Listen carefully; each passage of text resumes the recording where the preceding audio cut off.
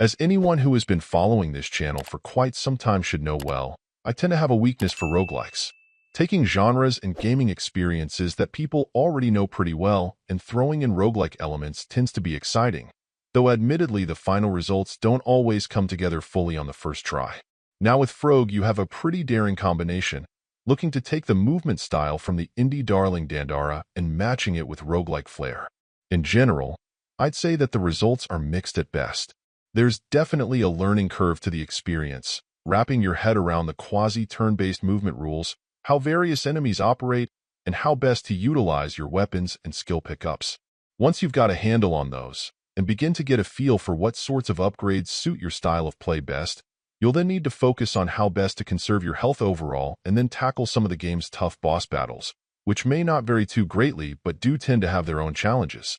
Unfortunately, I think the biggest obstacle the game faces is its control scheme and implementation, at least on a controller.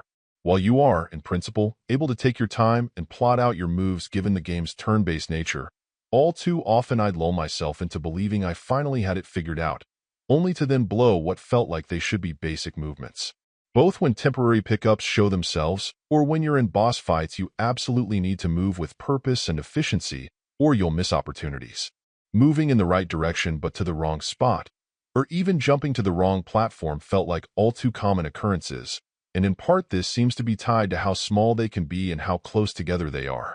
Even if you're pointing to the right spot, one twitch or small movement in any direction could have you going to the wrong spot, and that can be extremely aggravating. Perhaps it's just me, but in my experience I'd characterize the controls as being a bit fiddly, and that's even in comparison to Dandara, which could be unintentionally challenging as well back when it came out. The problem is, with this title's roguelike pedigree, the consequence for having issues like that also feel amplified. There's no question that FROGUE brings a unique experience to the table.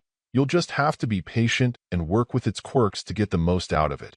Overall, my final score for the game ended up being a 7.2. And if you're interested in picking it up, it's currently available on the Switch eShop for $4.99. Thank you for taking the time to listen to this review. And if you'd like more information or ideas of indie games worth checking out on Switch, be sure to click on the link provided in the description. Until next time.